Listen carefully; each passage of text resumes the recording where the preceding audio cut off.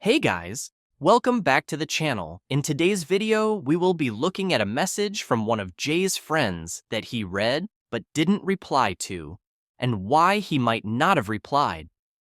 Also, could Brandon be behind an account involved in illegal substances?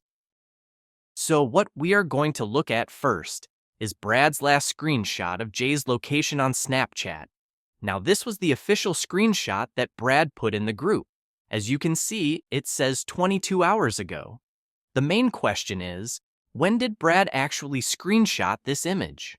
We have looked at this countless of times, but it might connect to some WhatsApp messages from Jay's friend that I'm going to show you later on in the video. Why did it take 22 hours for Brad to take this screenshot? It would have made more sense if he took it straight away. If he had found out about Lucy and Jay's phone call, why didn't he check his Snapchat location as soon as possible? It doesn't make any sense.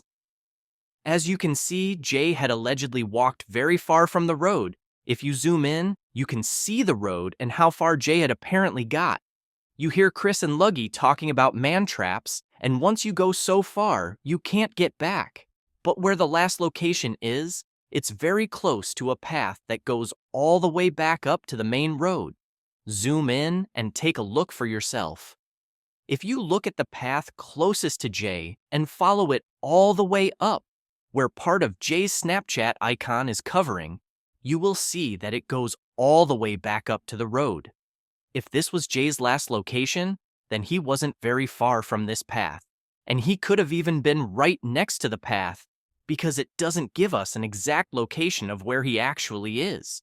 But that means this location was where Jay's phone died, and he was allegedly on call to Lucy at this point. Lucy says that Jay didn't know where he was and that he can't get back up to the road. But he wouldn't have been far from this path, and Ayub says Jay wasn't out of his head. So how could he not figure out where to go? He just needed to get back on the path. Plus, he didn't wait, even though he was injured after apparently being cut by a cactus. Why would he even think about carrying on his journey?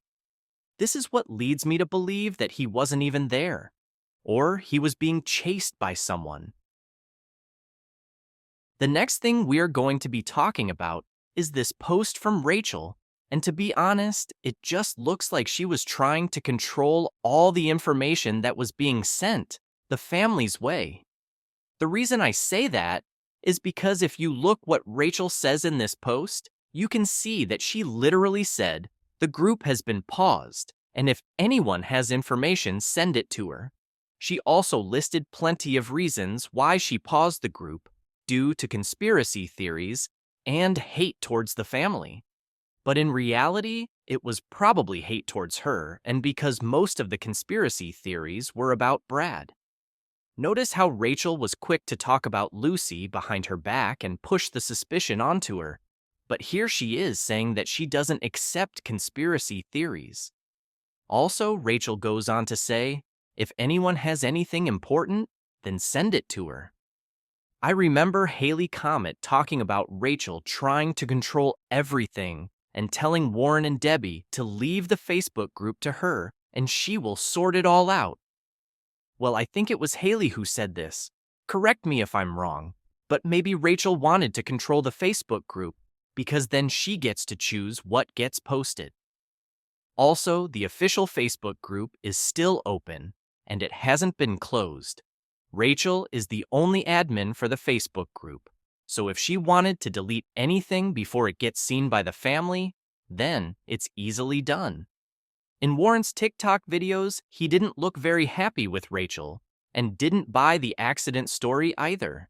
I believe we still have a lot to come, and we can only hope that someone speaks up. Now these messages, I believe, are very important, because after hearing Ayub say that Jay was apparently on his phone sending quite a few messages to his friends while he was at the Airbnb, we have a message sent from one of Jay's friends on the 16th of June. Now remember what I said about Brad's screenshot of Jay's last location being 22 hours ago? And if Brad took that the morning Jay went missing, then that would have meant that Jay was there the day before, which was the 16th. Jay allegedly went missing on the 17th of June and left the Airbnb around 8 a.m.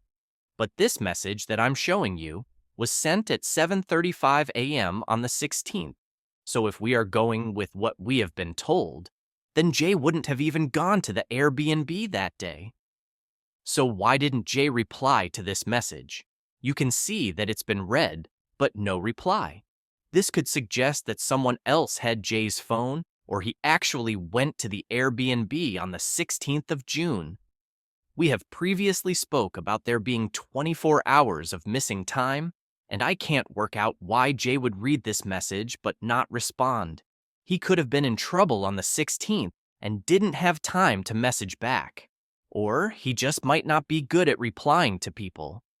But on the other hand, Jay might not have been in possession of his phone, and we don't know what time Jay even read this message in the first place.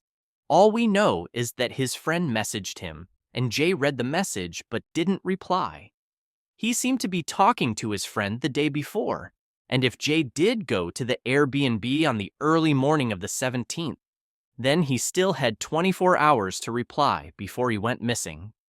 This does leave big questions, because Jay could have been involved in something which put himself in danger for the last 24 hours before he went missing, so the 16th and the 17th, he might not have spoke to anyone except Brad, Brandon, and Lucy. I think he spoke to his mom. But if he was in danger, he could have told his mom or dad. Unless he didn't want them to know that him or his friends done something that could put their lives at risk. I just don't understand how Jay was so active on his phone, but failed to reply to his mate. Instead, he apparently sent a picture of himself saying he stole a watch with 2 Molly kids into a group chat back home. If it wasn't Jay who sent this picture into the group chat, maybe whoever did messed up by reading this message from his friend.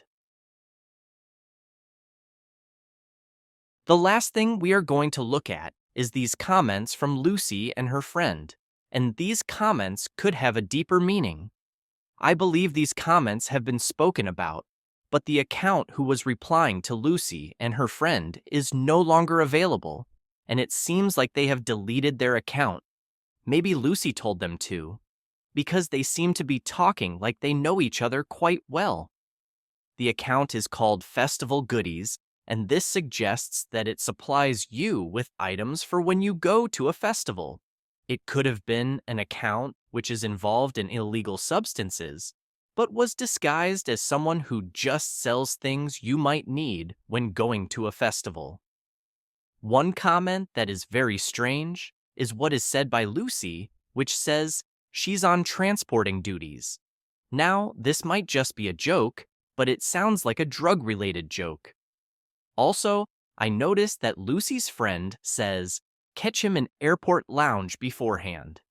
This tells us that the person behind the account is a boy, and that they know each other enough to meet in the airport lounge, which might suggest they are flying out together. My suspicion is that it could definitely be Brandon behind this account. What do you guys think? Thank you for watching. Please like and subscribe, and we will update you as we find out more.